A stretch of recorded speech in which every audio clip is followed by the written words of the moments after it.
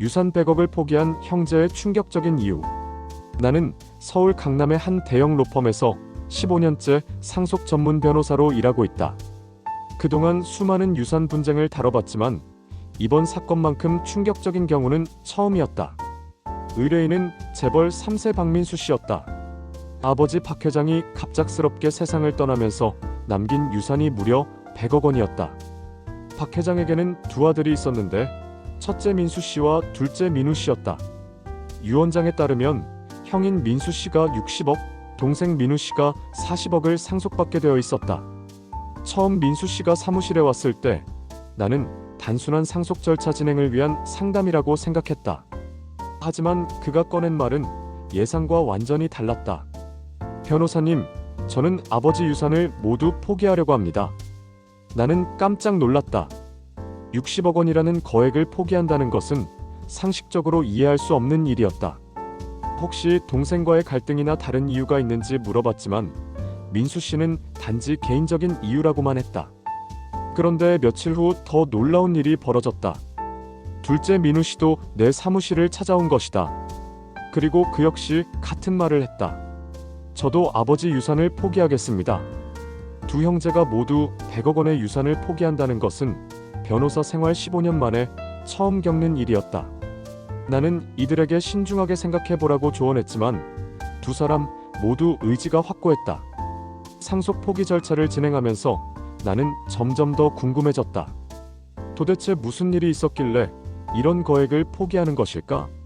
혹시 아버지가 불법적인 방법으로 돈을 벌었거나 가족들에게 말할 수 없는 비밀이 있는 것은 아닐까?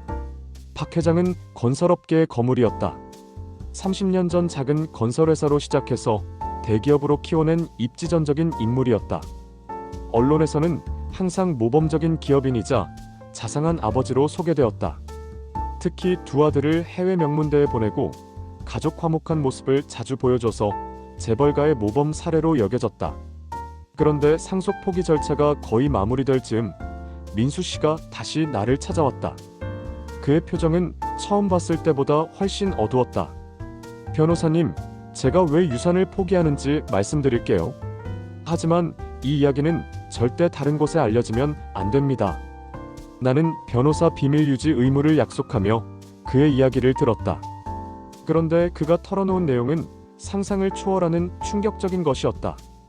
박 회장이 남긴 것은 돈만이 아니었다. 30년간 숨겨온 어마어마한 비밀이 함께 있었던 것이다. 민수 씨는 아버지가 돌아가신 후 서재를 정리하다가 우연히 숨겨진 금고를 발견했다고 했다. 그 금고 안에는 놀라운 것들이 들어있었다. 수십 년간의 뇌물 리스트, 정치인들과의 부정거래 증거, 그리고 가장 충격적인 것은 여러 명의 여성들과의 관계를 기록한 일기장이었다. 박 회장은 겉으로는 가족을 사랑하는 남편이자 아버지였지만 실제로는 전혀 다른 삶을 살고 있었다. 회사 여직원들, 거래처 여성들, 심지어 아들들의 친구 어머니들과까지 관계를 맺고 있었던 것이다. 더 충격적인 것은 이런 관계들이 단순한 불륜이 아니라 체계적인 성착취의 성격을 띠고 있었다는 점이었다. 박 회장은 자신의 권력과 돈을 이용해 여성들을 협박하고 강요했던 것이다. 일기장에는 이런 내용들이 자세히 기록되어 있었다. 여성들의 이름, 만난 장소, 협박에 사용한 방법들까지 모든 것이 적혀 있었다. 마치 자신의 범죄를 자랑하듯이 기록해둔 것 같았다. 민수 씨는 이 사실을 알고 나서 완전히 충격에 빠졌다고 했다. 평생 존경해왔던 아버지가 사실은 여성들을 성적으로 착취하는 범죄자였던 것이다. 저는 아버지가 그런 방법으로 번 돈을 한 푼도 갖고 싶지 않습니다. 그 돈에는 수많은 여성들의 눈물과 아픔이 담겨 있거든요. 민수 씨의 목소리는 떨리고 있었다. 그는 동생 민우에게도 이 사실을 알렸고 민우 역시 같은 결정을 내렸다고 했다. 하지만 이야기는 여기서 끝나지 않았다. 형제들이 아버지의 비밀을 알고 나서 더 조사해본 결과 훨씬 더 심각한 사실들이 드러났다. 박 회장의 부정축제는 단순히 뇌물수수 수준이 아니었다. 건설 현장에서 발생한 여러 사고들을 은폐하기 위해 유족들에게 돈을 주고 입막음을 했던 것이다. 심지어 일부 사고는 안전 기준을 무시한 박 회장의 지시 때문에 발생한 것들이었다. 가장 충격적인 것은 15년 전 발생한 아파트 붕괴 사고였다. 당시 3명이 사망하고 20여 명이 다쳤던 이 사고는 시공 불량이 원인이었는데 박 회장이 비용 절감을 위해 불량 자재를 사용하도록 지시했던 것이다. 이 사고로 죽은 사람들 중에는 아직 어린 아이도 있었다. 박 회장은 유족들에게 거액의 합의금을 주고 사건을 덮었지만 진실을 아는 형제들에게는 그 돈이 피로 물든 것처럼 느껴졌다.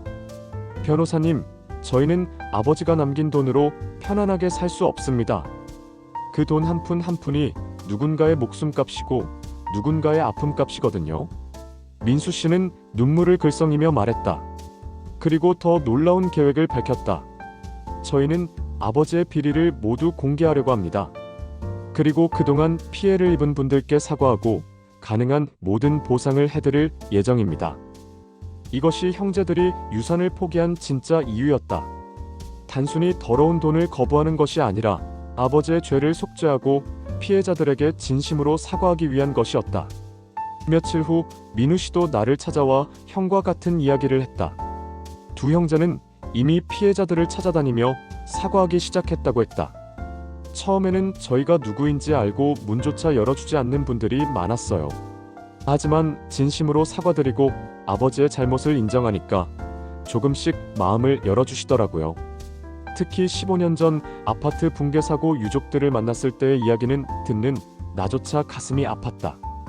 당시 7살이었던 딸을 잃은 한 어머니는 처음에는 형제들을 보고 분노했지만 이들의 진심 어린 사과를 듣고 나서는 오히려 위로해 주었다고 했다. 그 어머니가 저희에게 하신 말씀이 잊혀지지 않아요. 너희 아버지의 죄는 너희 죄가 아니다. 하지만 그 죄를 인정하고 사과하는 너희들을 보니 그래도 희망이 있다고 하시더라고요. 형제들은 아버지의 전 재산 100억 원을 피해자들에게 배상금으로 지급하기로 했다. 성추행 피해 여성들에게는 심리치료비와 정신적 피해 보상금을, 건설, 사고 피해자들에게는 의료비와 생활비를 지원하기로 한 것이다. 하지만 가장 어려운 일이 남아 있었다. 박 회장의 비리를 세상에 공개하는 것이었다. 이는 곧 가문의 명예가 완전히 실추되고 형제들 자신도 사회적 매장을 당할 수 있는 일이었다. 그래도 해야 할 일입니다. 민수 씨가 단호하게 말했다. 진실을 숨기고 산다면 저희도 아버지와 다를 바 없어요. 형제들은 기자회견을 열어 아버지의 모든 비리를 공개했다. 그 순간 한국 사회는 충격에 휩싸였다. 그동안 모범 기업인으로 여겨졌던 박 회장의 실체가 드러나면서 재벌가의 어두운 면이 적나라하게 드러났다. 언론과 여론은 처음에는 형제들에게도 비판적이었다. 아버지의 죄를 숨기고 유산을 챙겼어야 한다는 시각도 있었다. 하지만 점차 이들의 용기 있는 행동에 대해 긍정적으로 평가하기 시작했다. 특히 피해자들이 직접 나서서 형제들을 옹호하면서 여론이 바뀌었다. 성추행 피해 여성 중 한 명은 언론과의 인터뷰에서 이렇게 말했다. 30년 동안 혼자 괴로워했는데 이제야 누군가 진심으로 사과해 주었습니다. 돈이 중요한 게 아니라 인정받는다는 느낌이 중요해요. 형제들의 용기 있는 행동은 사회 전반에 큰 파장을 일으켰다. 다른 재벌가들도 과거의 잘못을 돌아보게 되었고 기업 윤리에 대한 관심도 높아졌다. 하지만 형제들이 치러야 할 대가는 컸다. 박 회장이 운영하던 회사는 신뢰도 추락으로 큰 타격을 입었고 형제들도 사회적 시선을 감당해야 했다. 특히 민수 씨는 다니던 회사에서 사직하게 되었고 민우 씨도 대학원 과정을 중단해야 했다. 그럼에도 불구하고 형제들은 후회하지 않는다고 했다. 돈으로는 살 수 없는 것이 있어요. 바로 양심이죠. 민우 씨가 말했다. 저희는 아버지가 못다한 사과를 대신하고 있는 거예요. 현재 형제들은 각자 새로운 일자리를 찾아 평범한 삶을 살고 있다. 민수 씨는 작은 NGO 단체에서 일하고 있고 민우 씨는 사회복지사 자격증을 취득해 봉사활동에 전념하고 있다. 이들의 이야기를 지켜보면서 나는 많은 것을 깨달았다.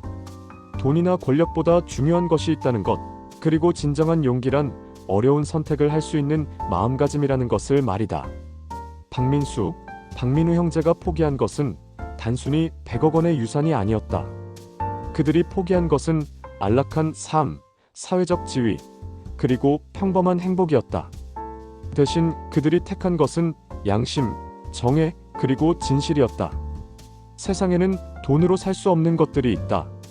그것을 깨달은 두 형제의 선택이 과연 옳았는지는 시간이 판단할 것이다. 하지만 적어도 그들은 자신들의 양심 앞에서 떳떳할 수 있는 길을 선택했다. 지금도 가끔 형제들과 연락을 주고받는다. 그들은 경제적으로는 어려워졌지만 정신적으로는 훨씬 평안해졌다고 한다. 변호사님, 저희는 이제야 진짜 자유로워진 것 같아요. 민수 씨가 마지막으로 한 말이 아직도 기억에 남는다. 유산 100억 원을 포기한 아들들의 이야기. 그 이유는 단순히 돈의 문제가 아니라 인간으로서의 존엄과 양심의 문제였다.